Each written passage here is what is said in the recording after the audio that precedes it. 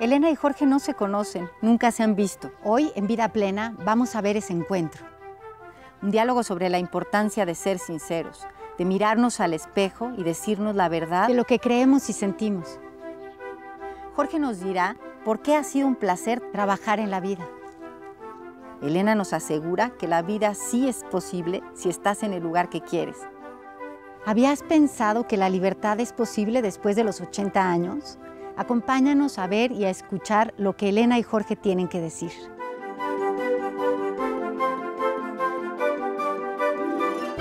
Un gusto conocerlos, la primera vez que lo veo. Me llamo Elena Rodolf Vaskovich y mi nombre hebreo es Haya y me casé con un hombre que se apellidaba Torenberg. Entonces soy Haya Torenberg o Elena Torenberg. Me dediqué toda la vida a la educación. Desde que tengo uso de razón, tengo 90 años, o sea que ya tengo mucha experiencia en muchas cosas y todavía lo único que me funciona bien, creo, es la cabeza. ¿No? Dicen por ahí que mientras le llegue el agua al tinaco, estamos en buenas condiciones. En el colegio donde yo estudié, que fue el Colegio Israelita de México, desde que se inauguró en San Lorenzo 290, y yo fui de la primera generación de kinder en esa escuela. Se enseñaba todo lo que era el programa de la Secretaría de Educación Pública y aparte Yiddish, más tarde hebreo también. ¿Por qué me dediqué a la educación? Por puro miedo, porque estaba yo escogiendo qué carrera hacer o a qué dirigirme, y en la misma escuela se abrió lo que se llamó el Seminario para Maestros. Entonces yo me sentí más segura. Y dije, para no irme a otro lado, mejor me quedo aquí. Más tarde me di cuenta que esa iba a ser la carrera de mi vida, pero francamente no tengo una clara visión de por qué escogí. Yo creo que es por comodidad y nada más. La situación era muy precaria. No recuerdo que le hayan ayudado nadie a mi papá, seguramente porque vino solo. Llegó de Rusia solo después de la revolución. Llegó en 1927, dejó a mi mamá y a mi hermana, las dejó en casa de sus padres en Minsk, en Rusia, que por cierto ahora está muy de moda Minsk. Yo regresé a Minsk después de muchos años para conocer a mi familia. Yo diría que mi padre, si recuerdo algo de él, es que recuerdo mucho, era una persona muy honrada, muy exageradamente honrada y recta, y además pero muy trabajador. Entonces, desde siempre lo recuerdo.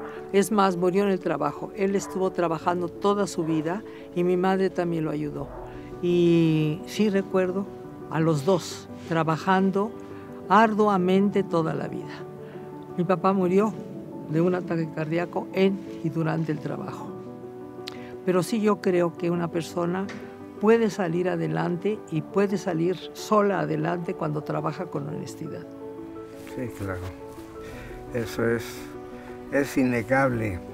Todo aquel que en su vida lleva una conducta, la sigue y digamos, la base sobre la que tiene que ir después toda la familia, porque uno es la simiente de donde los hijos, ¿verdad?, se alimentan de lo que hacemos.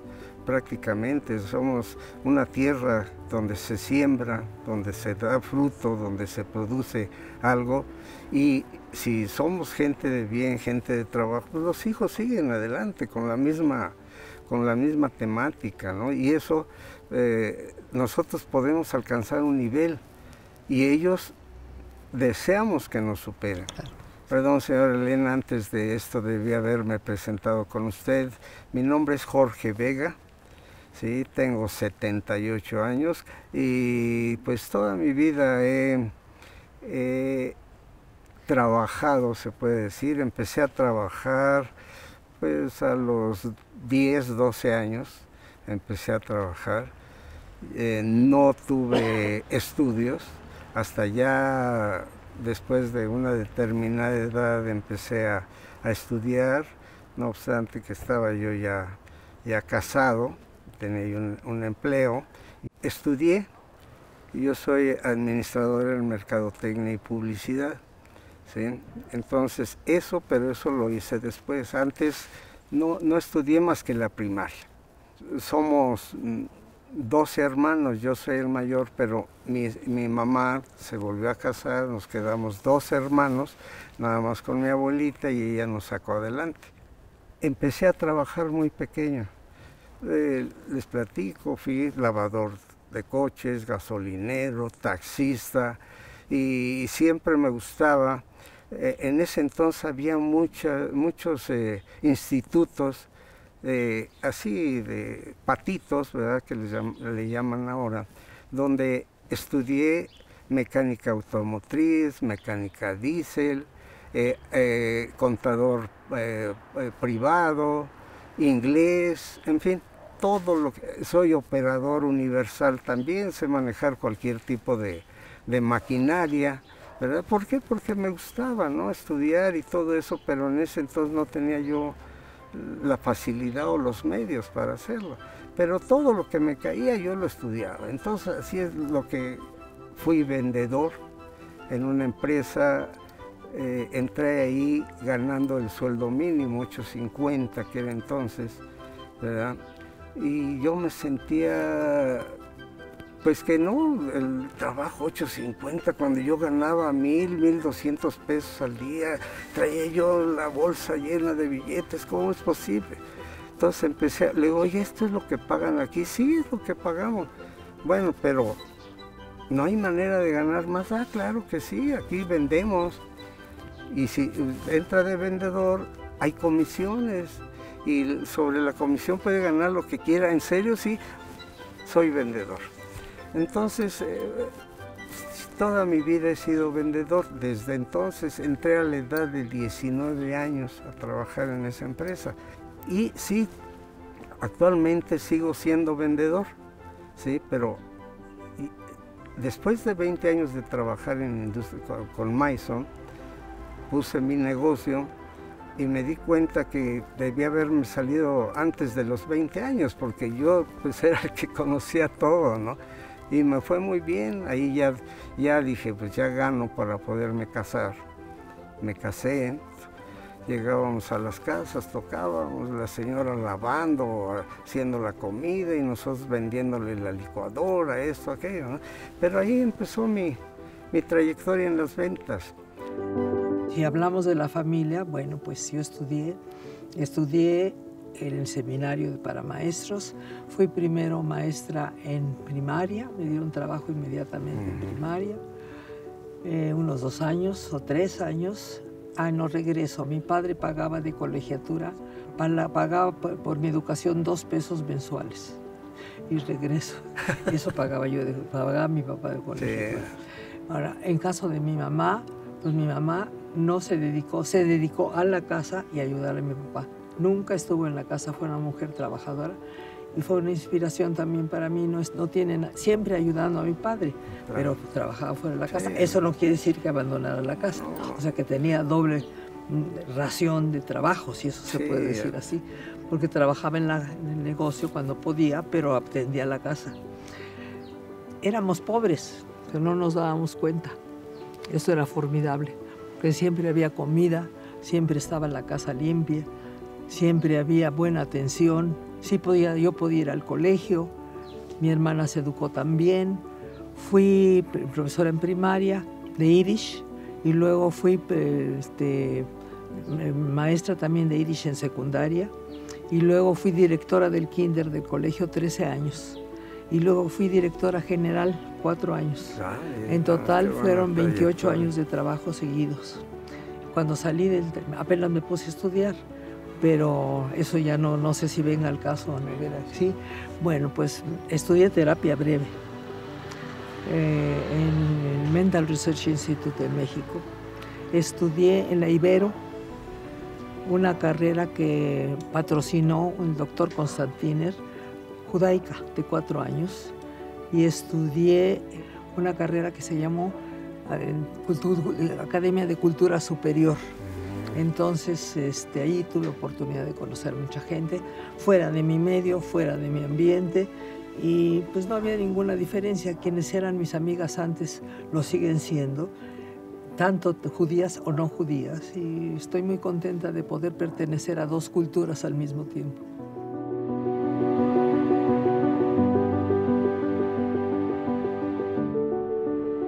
El deseo es ahora, en este momento, es que los años que me quedan convivir, como dice Gloria Estefan, no verlos por la ventana, sino tratar, a pesar de la pandemia, de hacer lo más posible. Mi deseo es que mis hijos estén bien. Afortunadamente, tengo 3 hijas con 6 nietos y 12 bisnietos. Y mi deseo es, pues, eso, que los años que me queden por vivir, que yo viva más o menos una vida plena, hasta donde se puede por el deterioro de la edad. El ver a mis hijos crecer y a mis hijas tener éxito. Mis hijas todas son profesionistas, siguieron la carrera de su mamá, siguieron siendo profesoras, y curiosamente también algunas nietas también son profesoras. O sea que la profesión les agrada, sí. ¿No? Entonces mi deseo es que sigan felices dentro de lo que están haciendo. Ese es mi deseo actual. Mi palabra de deseo es, y esto se lo pido a Dios cada vez que cumplo años, le digo, Dios mío, dame 10 años más de vida. No sé cuántos años han pasado y siempre sigo pidiendo 10, ¿verdad? Pero, digamos, no sé, yo estoy enamorado de la vida, estoy enamorado de lo que hago. Yo actualmente me dedico a la iluminación. Entonces, a mí, viendo tanto progreso que hay en ese medio, me gustaría vivir por lo menos 10 años más para poder ver todo lo que viene, porque vienen cosas maravillosas en ese medio. Yo lo interrumpo, no, porque adelante, yo no quisiera vivir 10 años más de ninguna manera. Sí aprovechar los que me quedan y los que Dios desea que yo viva, pero no me gustaría ver. Es más, estamos viviendo en un mundo tan diferente, y las generaciones actuales son más técnicos que otra cosa. Es decir, están viviendo gracias a la tecnología de la que yo también he gozado, porque manejo con trabajos, pero manejo una computadora. Pero sí, pero no, más bien, no me gustaría vivir más de 10 años, no, por el mismo deterioro físico, que no me gustaría verme a mí deteriorada, no me gustaría, me molestaría muchísimo. Y pienso en la muerte muy seguido. Hay otra cosa más. Después de que terminé de trabajar y de estudiar, me dediqué a dar clases a adultos de historia. Tenía ahí un grupo en una institución de mujeres que venían a tomar clases conmigo. Y actualmente todavía estoy con otras personas, asociadas con otras personas, y esa es la palabra entre comillas, una clase de Yiddish una vez a la semana. Tenemos un grupo y nos hemos dedicado a trabajar sobre la literatura Yiddish, pero la más sofisticada, la más alta, porque el Yiddish llegó a niveles extraordinarios. Es más, se tradujeron obras de Solá y de Tolstoy al Yiddish. Es la mira constante, el preservar ese idioma, claro, el preservar la cultura de ese idioma, claro, las tradiciones que podemos tener sin ser religiosa o ortodoxa, ni mucho menos. Porque una lengua es una cultura también. Es una cultura, no es solamente una lengua. Es toda una cultura que va ligada a la lengua. Sí. Entonces, eso es lo que es importante. Es una historia y es un pasado y un presente. Entonces, por eso yo creo que es muy importante preservar un idioma. La felicito. Y ahí está la razón de por qué la edad que tiene usted una mente tan espléndida. Mire, gracias por decirme lo de la mente. Yo creo francamente que eso es hereditario. Hay mucha gente mucho más joven que se deteriora más rápido. Por alguna razón, pienso yo que a lo mejor mi madera es de otro árbol. Y por eso estoy como estoy, porque mi hermana también vivió muchos años, me llevaba 9 años, nació en Rusia, como les dije, y yo nací en México. Y hablando del idioma, me es muy caro y también sé hebreo, pero no como para... Es decir, he leído la Biblia, he estudiado la Biblia en hebreo, pero no sé hablar mal el hebreo, pero lo hablo. Es más, sigo teniendo clases por Zoom de Ivrit, el hebreo moderno, que es el hebreo que se habla en Israel. Bueno, primero que nada la pérdida. Pues pedí a mis padres, lógicamente, pero a edades correctas, es decir, normales. Sí perdí a mi esposo, era un hombre muy conocido y muy involucrado en asuntos comunitarios y en asuntos de México. Fue presidente de lo que nosotros llamamos el Comité Central. Él murió de cáncer y ¿cómo lleva uno la pérdida? Muy difícil. Me costó mucho trabajo.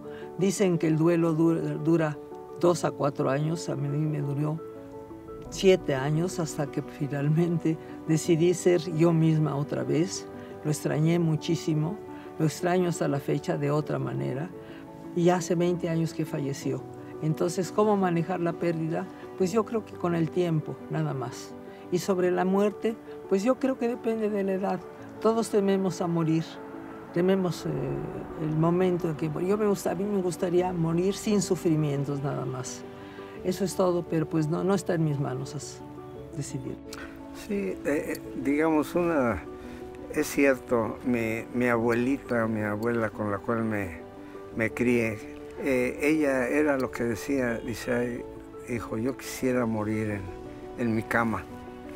Y prácticamente Dios se lo concedió porque ella, al estarle poniendo una inyección, ahí se quedó.